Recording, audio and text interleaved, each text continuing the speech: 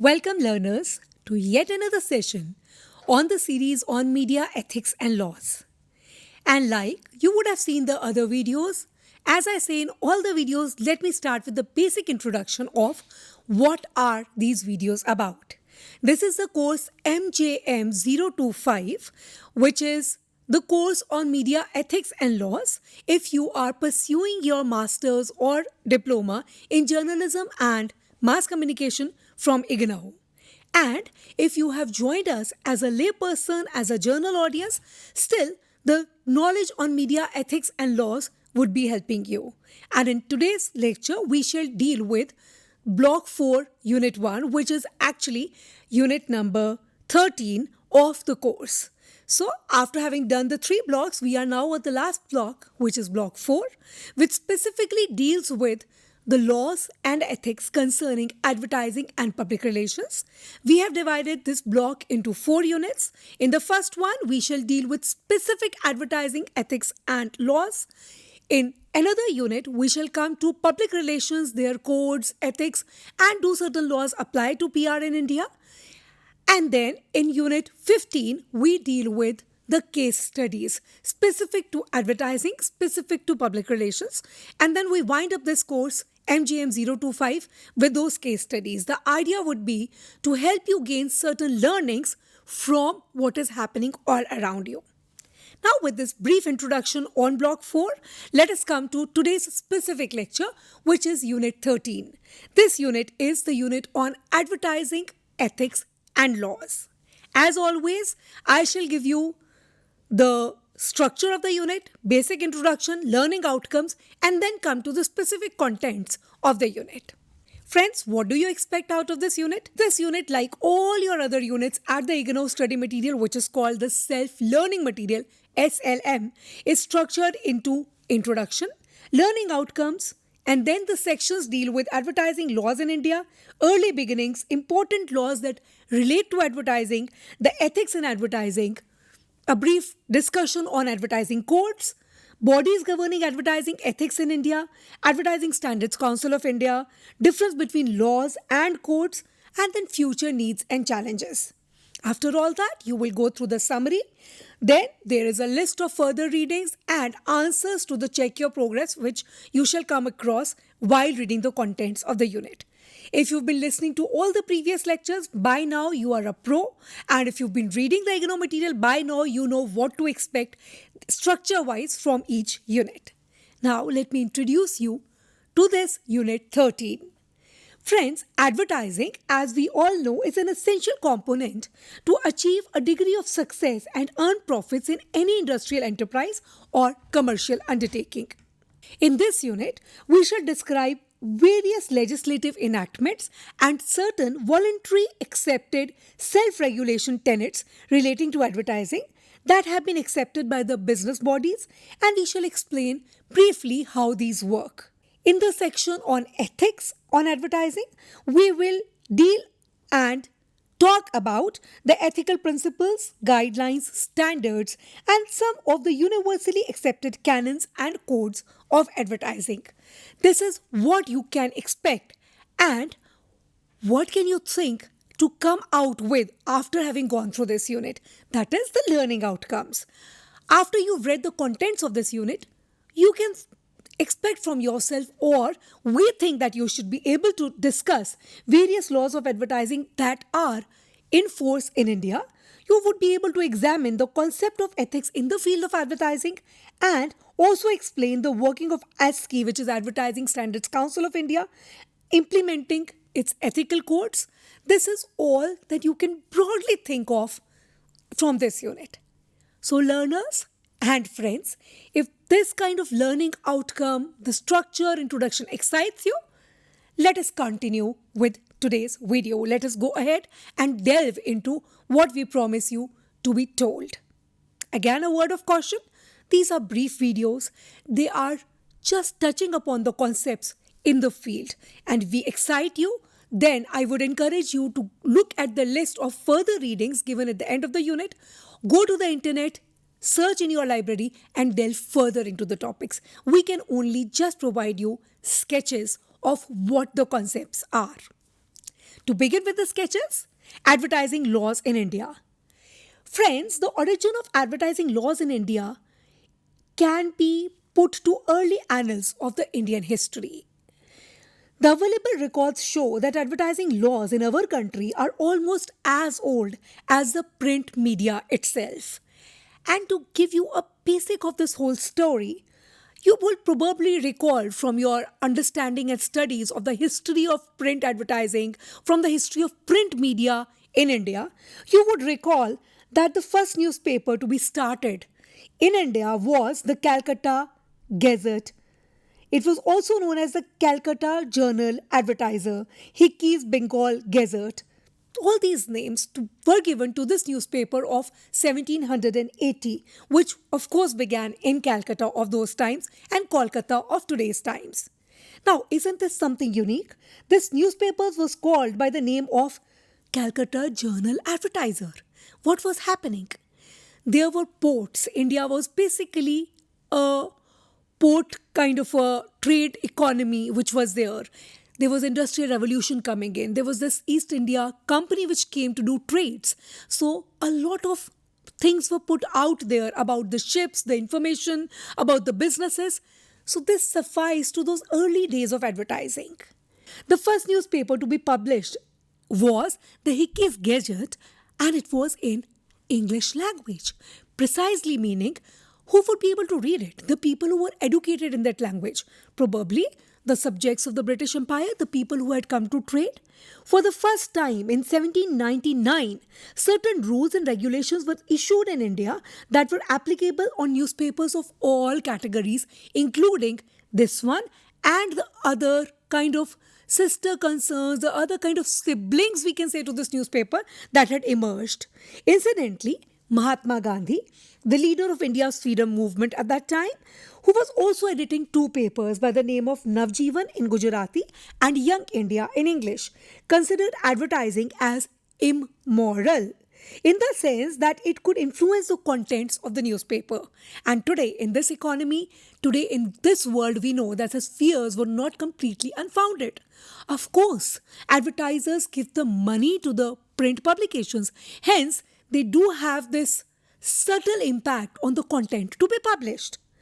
Now, later Mahatma Gandhi founded Harijan Sevak Sangh, which brought out 3 weekly newspapers: Harijan Bandhu in Gujarati, Harijan Seva in Hindi, and Harijan in English languages. So, therefore, from English, you were coming to the regional vernacular and also your local language of the country, Hindi, Gujarati.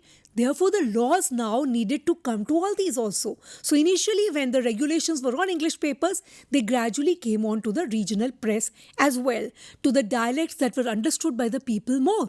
And therefore, when people would understand the papers, advertisers started giving concepts that would reach the layperson, the public. Hence, the laws also had to reach the public. These were the early beginnings. Then came the independence, then came the constitution. What are the constitutional bearings of laws on advertising? One of the first and most crucial enactments for advertising industry was the provisions contained in Article 19 of the Constitution. This Article 19 deals with fundamental rights, which postulates all citizens should have the freedom of speech and expression. Article 19 also applies to the contents of advertising copy that appear in the print and broadcast media. Here I'm sure what you're thinking, I know. You're thinking, oh, she always tells Article 19, this applies to us as journalists, this also applies to us as advertisers. Is there no specific law? Of course, there is no specific section in our constitution for print or for advertising laws. But all these laws that apply to us as citizens of India also apply to us as professionals in the field of media, including the freedom of speech and expression. If I'm free to speak, that means I'm free to speak about my product. That means I'm free to convince you to buy through that product. And in that convincing, am I also free to use false information, to go untrue, to exaggerate? Am I? Certain laws tell you, are you free or not? To what extent the freedom of speech and expression can be put into advertising. Some important laws relating to advertising in our constitution. Again, the word of caution. These are not laws put in a section on advertising. These are laws for the citizens of the country, but they relate to the profession of advertising. Some of the important laws are laws like the Emblems and Name Act, the Drugs and Cosmetic Control Act of 1940, Drugs and Medical Remedies Act of 1954, the Price Competition Act, the Prevention of Food Adulteration Act 1954, the Copyright Law of 1957. Some more laws can be Cigarettes and Other Tobacco Protection Act, the Indecent Representation of Women Act, Consumer Protection Act, Trademarks Act of 1999, the Price Chits and Money Circulation Schemes of 1978. All these laws, though they might seem dated to you, there is a reason why we give you these years with the laws, that they still apply. Whatever the changes in the human society, some things remain constant.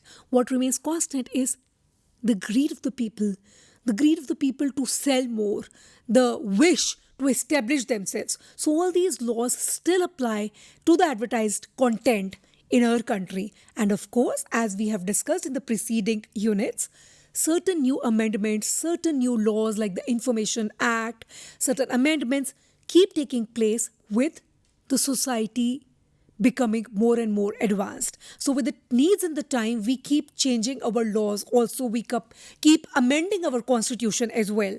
But these laws do apply. Let me take you briefly through some of these laws to give you an idea how they can actually apply to advertisements. Let's deal with few of them briefly. Emblems and Names Act.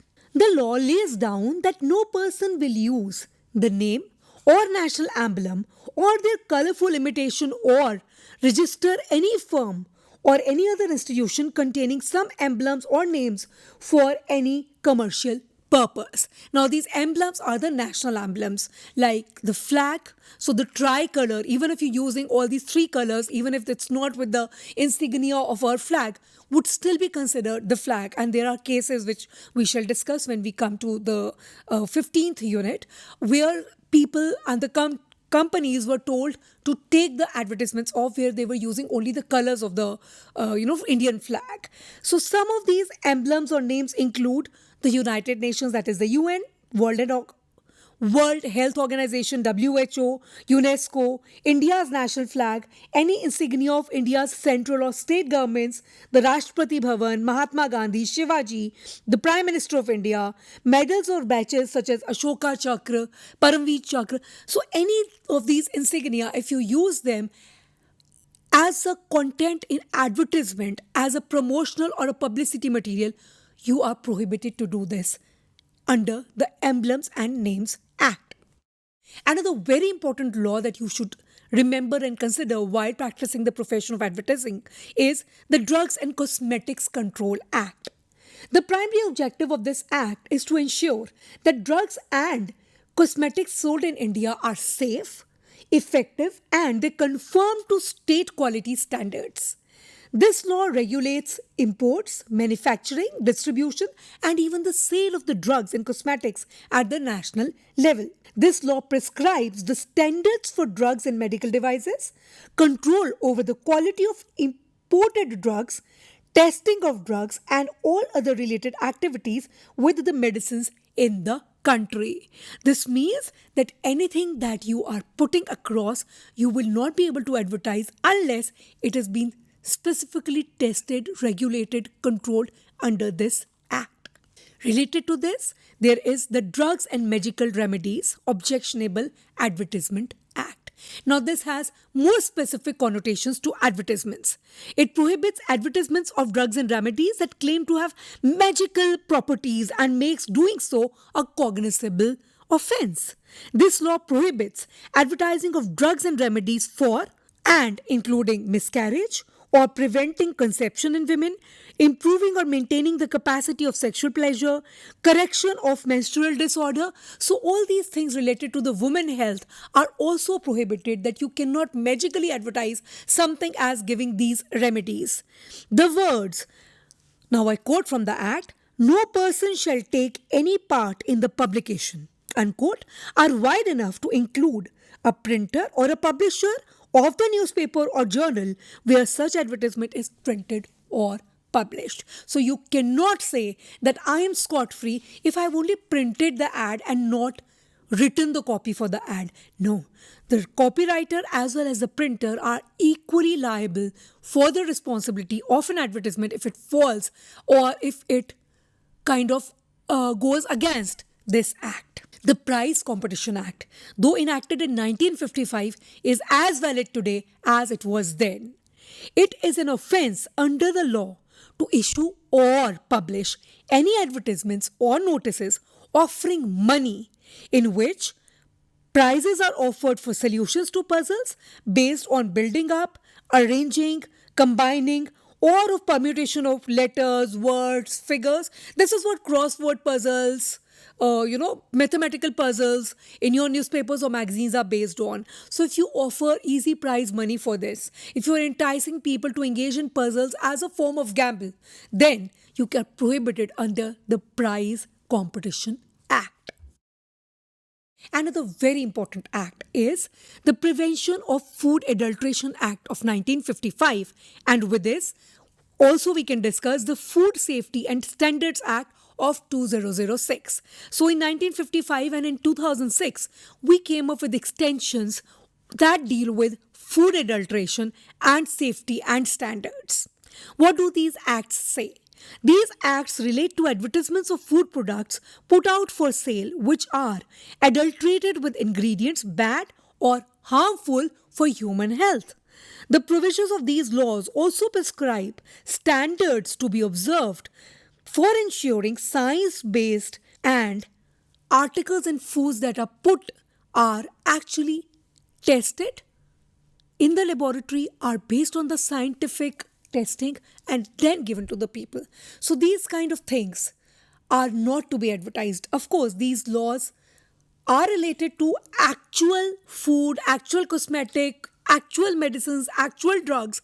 But if these laws are being tampered in the actual product, you are not liable to advertise them as well. So they also relate to the advertiser of these misleading products. After this kind of health related things, let us come to the intellectual health. Let us come to the copyright law of 1957. This law lays down terms and conditions for holding copyright, trademark of ownership of copyright, duration of copyright, and punishment for the infringement of this copyright. When can you hold the copyright? For how long? Under what circumstances? And what are the punishments if it is infringed upon?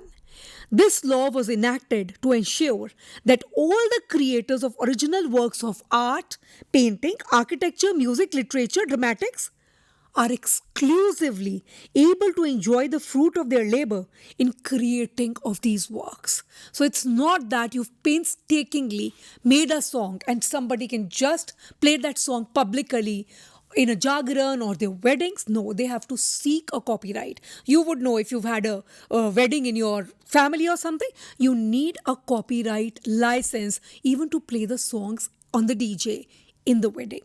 So these laws actually safeguard the creators. This is not, the fruit of labor is very hard to come and it cannot be given out for free.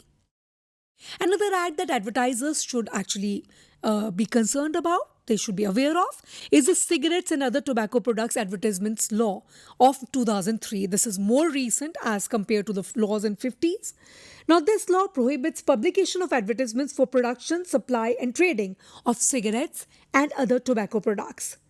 Terms and conditions of seizure, destruction of such goods and punishment are laid down in this law. So if you see a cigarette advertisement outside the shop, you are having the permission by the law, not you, as in the police or the law enforcers are having the permission to seize those products and even to destroy them.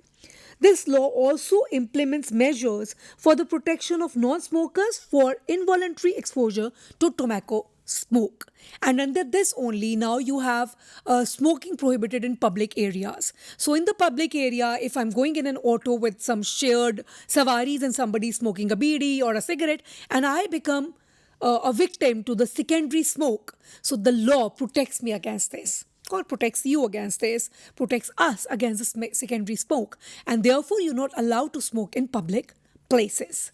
Indecent Representation of Women Act of 1986 is what I would like to discuss with you next. This law prohibits indecent representation of women through advertisements or in publications, writings, paintings, figures, or in any other material for matters concerned therewith or incidental thereto.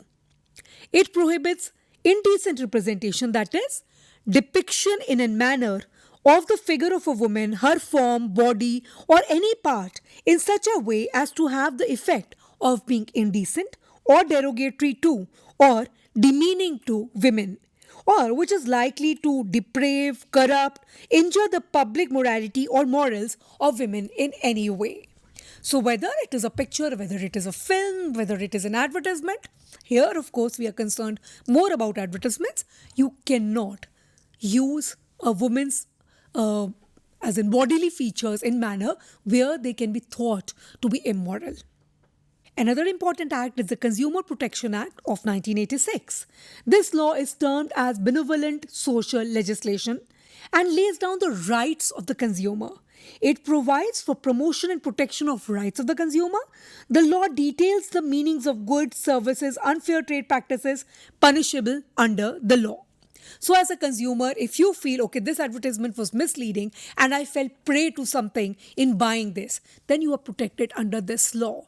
And there are incidents where people do move the court of law saying, okay, this cream or this soap, it said it is this, but it harmed me in this manner. And then companies are told, why did you advertise saying something which was false?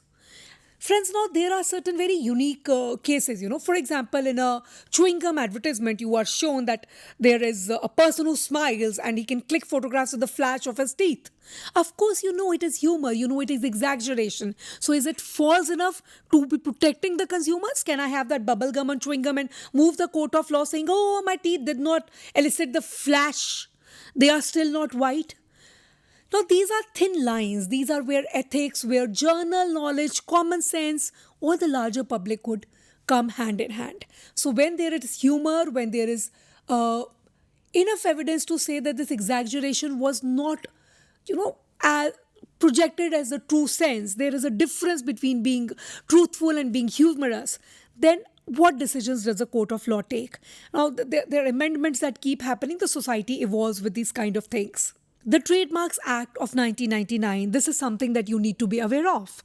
Laws such as the Trademarks Act, the Patents Act of 1970 are similar enactments protect the rights of the owners of intellectual property. As per law, I would quote here, trademark means a mark capable of being represented graphically and which is capable of distinguishing the goods or services of one person from those of others and may include shapes of good, their packaging and combination of colors, unquote. So if it is any of these things where it is also a hint of the colors of what was your trademark, it can be thought of violation of this law. This law prescribes punishments for the infringement of the trademarks. Another important law is the Price Chits Money and Circulation Schemes Act of 1978. Section 3 of this act imposes a ban on the chit fund schemes. In specificity, it holds that no person shall encourage or organize or enroll as a member, participate in any of such schemes which are banned under this act. Any person who breaches the provisions of Section 3 of this Act will be punished under the provisions of the section. All said and done, the chit funds do operate, and we do come across cases every now and then where there was a chit fund, somebody ran away with people's money, lakhs of money of so many people was actually, bluffed out of them. So a law is a law, but things do keep happening in the society unless somebody reports. How would somebody know? So it is good to be aware. It is good to keep yourself protected from engaging in such unlawful practices. Some other laws can be laws that talk of ads that ridicule caste, race, color, creed, nationality. Some laws against advertisements that would ridicule the national leaders or ridicule the national emblems and symbols, that indulge in terrorist activities or provoke or someone to commit violence and breach of laws, advertisements against the Constitution of India. So, of course, we have laws which actually deal with all this. Also, laws against certain advertisements that would incite people or promote masses to commit crimes, provocative speeches, creating law and order situations, some things that glorify obscenity or pornography or spread communal hatred or communal ill feelings, that depict women in hateful manner or depict obscenity or vulgarity.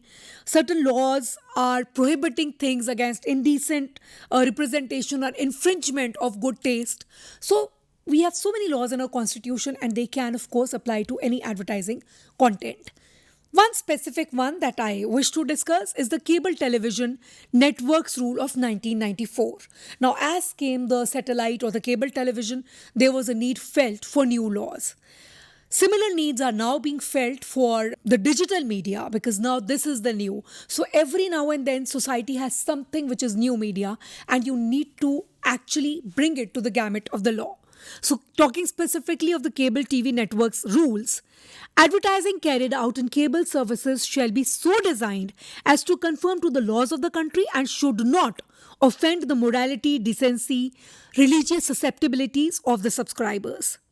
In this, you should take care that no advertisements shall be permitted which derade any race, caste, color, creed, or nationality, which are against any provisions of the Constitution of India, or advertisements that tend to incite people to commit crimes, cause disorder, violence, breach of law, or that glorify violence or obscenity in any way. No advertisements on cable TV should present criminality as desirable.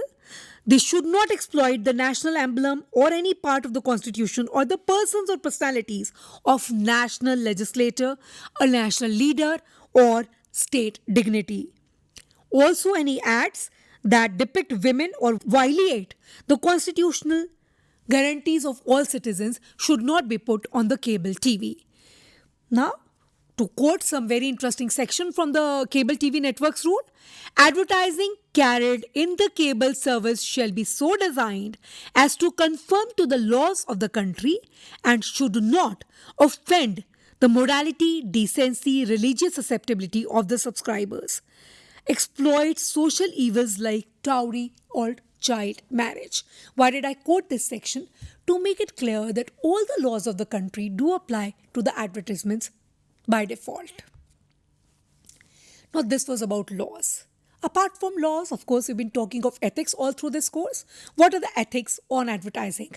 I will leave you to ponder for this. We have had enough food for thought in all our previous discussions, in our lectures, in our study material about ethics. Now, I would ask you, what are ethics? Define ethics. What are the major ethical issues in advertising? Or why is it important for those engaged in advertising profession particularly to follow ethical practices? I'm sure with your understanding or discussions or research around you, you would be able to, think and ponder over these questions in your own head. Going further, let's come to the advertising codes. The advertising industry consists of three distinct components actually: the media, the advertiser, and the advertising agency. Therefore, to run an unhindered campaign, all the three have worked out certain self-regulatory measures known as codes of ethics or codes of ethical conduct for advertising, as they are aware that if any one of these components resorts to malpractices, the statutory consumer protection bodies and government authorities will act to restrain the defaulters. So if any of the components, the advertiser, the agency, or the publisher defaults, the whole chain would suffer. The basic objective of these codes of advertising is to ensure truthfulness and honesty of advertising claims, that advertisement copy is not offensive and objectionable to human society or decency in any manner. I'll briefly tell you about certain bodies governing advertising ethics in India. Some voluntary, professional, and business organizations, such as the Advertising Standards Council of India, have made quite desirable impact on ensuring healthy advertising practices. When we discuss the cases, we shall talk about where SK had to intervene and restore the standard or the ethical conduct of advertising. Some of the bodies that enact the code of conduct that you should know about are, of course, the SK Advertising Standards Council of India, AAAI, which is the Association of Advertising Agencies of India, INS, the Indian Newspaper Society, International Association of Advertising Agencies. All of them have enacted certain codes which are, of course, not lawfully governed, which are not judicially punishable, but which every participant does tend to adhere to in solidarity. What is the difference between laws and codes? You know it very nicely by now. Just to restate the point, the advertising laws are justiciable, whereas codes are actually not impugnable. The legal disputes are decided by the judicial courts, whereas issues arising out of infringing codes are decided by officials of voluntary professional bodies and may not be punishable in the court of law. The difference between the laws and codes is not applicable to advertising codes given in the Cable TV Networks Rules of 1994 because it is of statutory character. It is, though it says code, but it is actually a act of a law. Friends, by now we know ethics, we know codes, we know statutory bodies, we know certain laws that are applicable. But as we keep saying, the society is evolving, the needs are changing. Therefore, we also need to change in terms of our thinking, in our law enactments, in our constitutional remedies, amendments, in our thought process. What are the future needs and challenges? Undoubtedly, the future of advertising business and industry in India is extremely bright. But the emergence of the new media has created new challenges in several fields, including advertising business, of course. As India's economy booms and the nation races to catch up with the developed world, its zeal for all-round development will be touching new heights. Besides, as India heads towards becoming a center of high-level industrial growth and technological revolution, the entire developed world looks at our country, this country of 1 billion plus population. It looks at its vast market and offers a plethora of unparalleled business opportunity.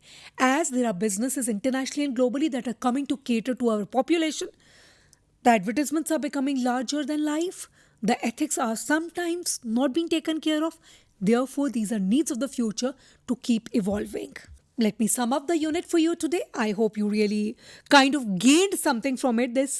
In this unit, we discussed the origin and growth of advertising in India right from the stages of the first newspaper that was started. We traced the origin of laws relating to advertising during the British regime in India and also saw some important laws that are related to advertising since India became independent. We also got to peep into the self-regulatory bodies of advertising in our country to see the difference between advertising codes and laws of advertising. All this was pointed out, of course, briefly in a sketchy manner. I really wish that you have a happy learning experience with EGNOU. For this, friends, I will again tell you what I tell you in every lecture of mine. Go through the self-learning material, the live counseling classes that we hold through the teleconferencing and the interactive radio counseling, through the videos, through the podcasts, through the online classes that we hold on Google Meet with you. Join the Google Classroom. Keep interacting in your peer group during your study sessions at your study center, during your counseling sessions. Ask your counselor, research, keep your spirits high, and I'm sure you will have a wonderful learning experience with us. Any feedbacks are, of course, most welcome. Wishing you a nice journey through the Media Ethics and Laws course MJM 025 of MA in JMC at EGNOU. Thank you so much.